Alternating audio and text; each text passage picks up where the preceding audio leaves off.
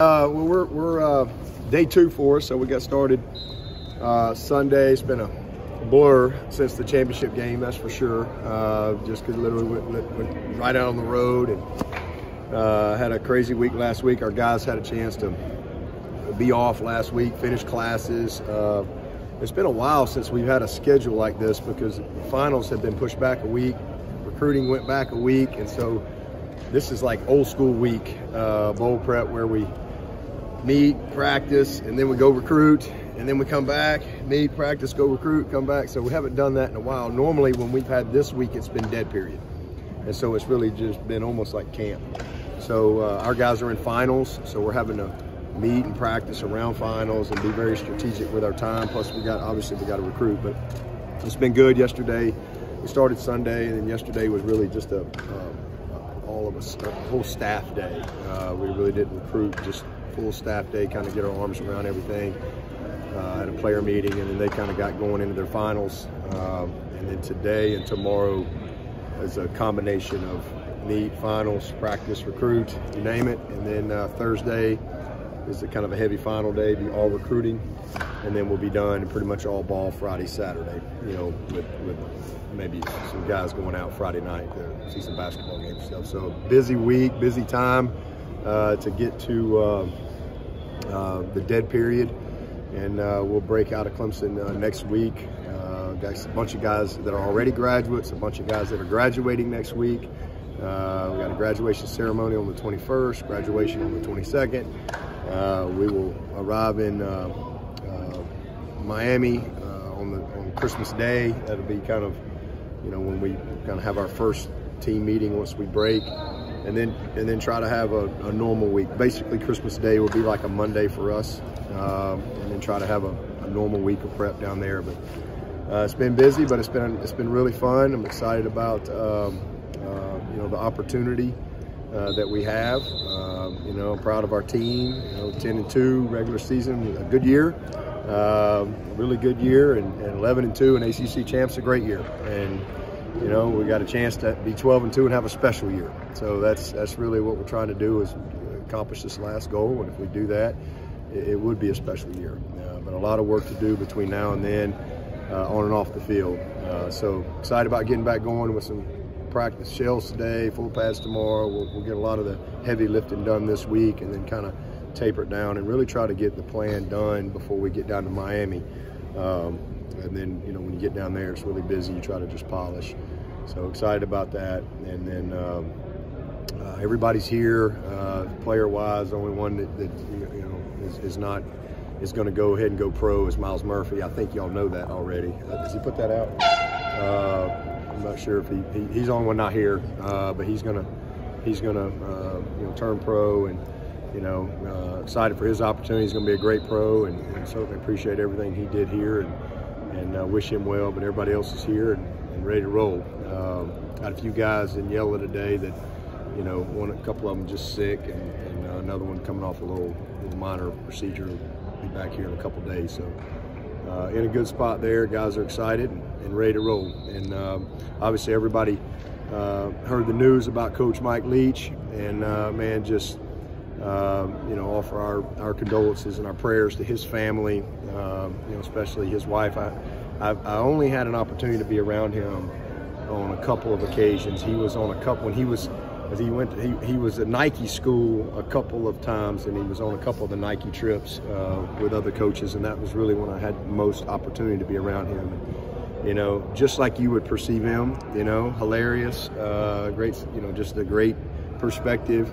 And, you know, again, a guy that I haven't spent a lot of time with outside of maybe a social setting, but have always admired. I know a lot of people who know him and have worked with him.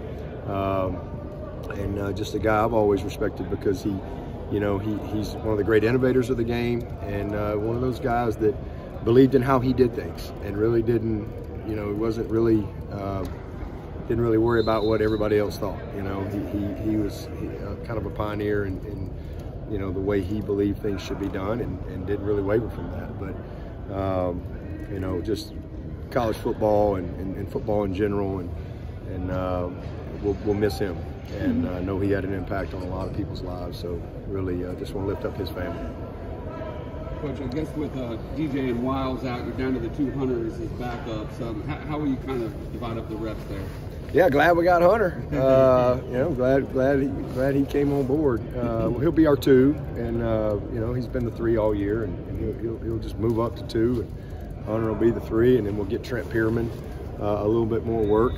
He's done a really good job on our scout team all year, back-to-back Gatorade Player of the Year. I mean, this is a kid that's got some ability, and so he'll get maybe a little bit of work, but so that's what we got.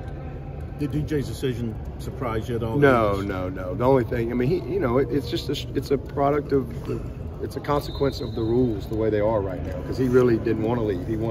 I mean, I knew he was leaving, whether he was going to go pro or whatever. He really, you know, wanted to go pro, and I think has just come to the conclusion that he really needs another year. He's got his degree. He's graduating next week. You know, so I knew he was going one way or the other, but he really wanted to finish. He really wanted to play. He wanted to be there with his team. He wanted to be, but the way the rules are set up, it doesn't really allow you to do that, because you've got a very little small window here where he's got to figure out what he's going to do. So this kind of is what it is. But man, you know, thankful for DJ, and you know, love him and appreciate him. I mean, you know, he's a graduate in 3 years. He's been one of the greatest kids that have come through here, one of the most respected players and leaders, and I mean, just, you know, he'll be back for the banquet and all that stuff, but I mean, he's a graduate of Clemson. He's a 2-time ACC champion, and honestly, we probably don't win the division his freshman year without him, you know, stepping in for us and against BC, and we definitely don't get to Charlotte this year without him, and so I'm thankful for him. He's been a great ambassador for Clemson, and you know, just know he's going to do great things. He's got a lot of great football in front of him, and then really obviously proud of Cade and how he stepped in and how he's grown and developed, and he's had a front row seat to really see the good and the bad of what it's like to be a quarterback at this level, and so. Excited to see him have his opportunity to get his first start on the big stage and compete against a really good team. I know you haven't been around the guys all that much since the championship game. How do you think they've handled the transition? Because, you know, DJ was such a leader, such a beloved guy among us. Oh, great. I mean, we just getting going Sunday. They had last week. They all knew. I mean, you know, they handled it during the game. You know, everybody handled it during the game, and so it's, you know, these guys are all competitors, and they all understand the game, and you know, and Cade's an easy guy. It's not like he's some hard personality. He's an easy guy to get behind. Debo Simpson definitely playing. Oh, Trenton's here, but he's hurt. Trenton's not going to be able to play, but it's not because he's not here or going pro or all that stuff. But he can't play.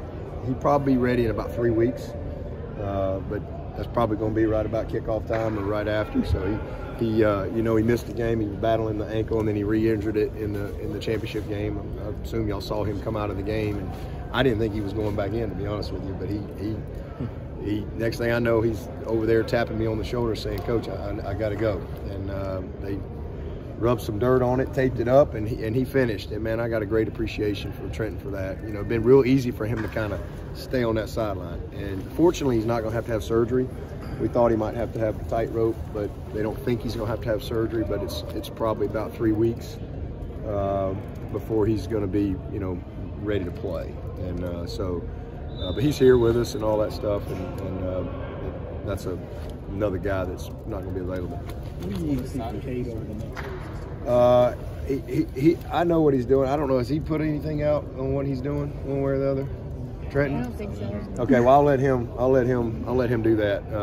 So I know what he's going to do, but I'll let him do that. What do you want to see out of Cade in the next 3 weeks? And does anything change when he goes from the backup role to the starting role? A lot changes. Light gets a lot brighter, and everybody's going to be rooting for the backup. You know, so You know, your mistakes get magnified. You know, if you don't comb your hair right on that day, it gets magnified. Scrutiny gets a lot greater, and that just comes with it. But you know, obviously, I mean, we rep our two quarterbacks, you know, equally. So he's always got, but now he's repping with all the ones. He's always gotten some reps, but now he's getting all the ones, and you know, he has to lead now, you know, from out front, as opposed to, you know, not that he's not leading, but he's the guy. And so there's a lot that comes with that. But I mean, this kid's been doing this a long time. He's well prepared and ready and excited to have this opportunity. Yeah, but what was the conversation like with Miles, and was that a decision you expected from him? Easy conversation. I mean, he I think contemplated things, you know, whether or not he was going to come back or go pro or whatever, and then whether or not he was going to play in the game. You know, I think all of those things weighed heavily on him. He didn't make a decision on a whim. That's not who he is. He's a very if you get to know Miles is a very deep guy, and he's got a great family and a lot of support around him, and so he really took his time to think through it. We gave him all the information, and that's what we do. And then you know, make a decision and sport decision to keep moving.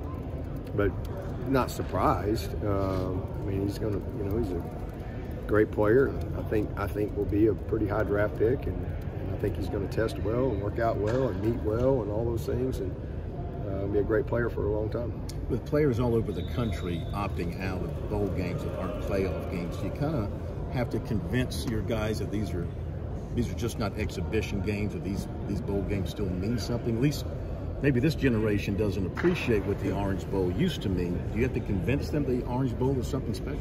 Well, I mean, I think that there's a part of that. I mean, you know, we didn't have anybody opt out last year, and we've got one this year. So I think this is the first time we've ever had a guy opt out. It's maybe in 20 years since I've been at Clemson, and I don't remember anybody not playing, and so I mean, I don't really have to.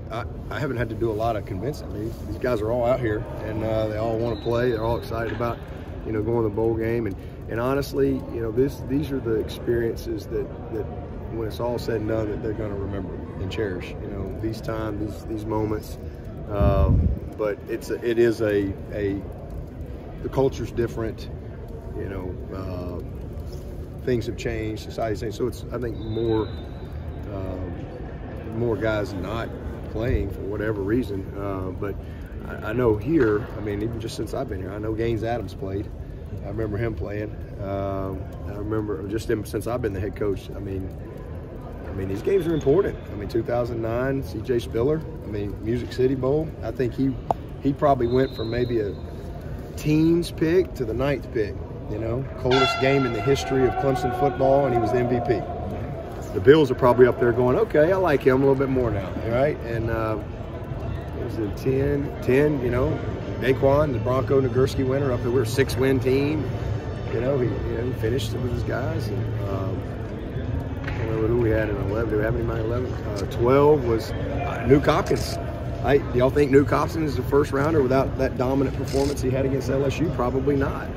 2013 was Sammy Watkins. He was a surefire first rounder. I don't know that he was the 4th pick in the draft until after the Orange Bowl. I think he had about 16 catches, and that game was pretty important. And 2014, the Russell Athletic was Vic Beasley and Stephon Anthony, 2 first rounders. You know, I mean, so, I mean, it's to each his own. You know, I think certainly as a coach, you always want your best players, but, you know, at the end of the day, you just want to know who's ready to play and who's all in, and you get ready to go play. But you don't really spend any time worrying about it. But I do think that at least here, this game's been important to a lot of people, and you know, guys have always chosen to play. But you know, if they don't, no big deal. Let's get the guys that are ready to play, and let's go play. What did you see from Jeremiah Trotter this year? He goes from kind of behind the scenes, got a little bit last year, and this year being your second team All-American. Tough sledding in the ACC, isn't it? Yeah. Guy can't make all ACC, man, and but he can make All-American. It's tough sledding. Make all conference as a Clemson Tiger. I can't figure that one out. But he's just a baller. I mean, he's an incredibly instinctive player. He's exactly what we thought he'd be in the recruiting process. I mean, obviously he's grown up around the game his whole life, and he got a chance to really learn last year behind two great ones in Skousk and Balin, and he's put the work in. He's incredibly focused. He's not a distracted kid. He's about his business all the time. He handles himself. He acts like a pro. I mean, he's one of them guys you tell people, you want to be a pro? Well, how about act like one? How about think like one? How about work like one? How about prepare like one? Study like one? Like make sure what your actions and your habits align with what you want. He's the epitome of that. He knows exactly what he wants. His actions and his habits align exactly with what he wants. And so he's on his way. And it was good to see him have the type of year. These last, 5 games or so? I mean, he was as good as a player as there was on the field and in the game. And it really gives him a lot of momentum and sets him up, going into next year to be exactly the type of person. And the biggest thing, I mean, you see it in the production on the field, but it's who he's becoming as the quarterback, as the leader. He and Barrett, two special guys. Wood as yeah. Wood as moves up. Yeah. Did you give any advice to him? Yeah, I mean, you just you give him the information, NFL-wise and all that stuff, and then talk through whether you want to play or not. And again, every coach wants your best players. I mean, you certainly wish you had all your best players, but again, you understand it, you get it, you respect it, and you don't have to. You can agree to disagree and still love each other, right? So I just gave him my thoughts, and it's his decision. It's not my decision. So his decision, and high five him, love him up, see you at the banquet. Let's get. We got to go get ready to play. Take a couple more for Coach. Signing day next week. Seems like the hay is pretty much in the barn, as is usually the case. Yep. Yeah. He's pretty much in the barn. Maybe the door's cracked a little bit. Maybe we can stuff a little bit more in there. But today, in our world now, right? It's every day in college football from a roster management. Every day is a new day when it comes to roster management. So there is no. I mean, today we're in a really good spot. Tomorrow may be different. I don't know. That's just the reality of college football. But this is going to be a really special class on top of last year's class. Really like the group that's coming in here, and I think we've addressed our needs, and it's going to be fun. I see where I don't remember the school, but one school I saw the tweet that the coaching staff is going to have in-home visits with their current players to try to re-recruit the current players to stay. Yeah. Do you envision that happening? Well, I can believe that's happening, but I think if you're having to do that at this point after the season, the hay's probably out of the barn, or the train's left the station. Maybe that's a better way to say it. I think you got to.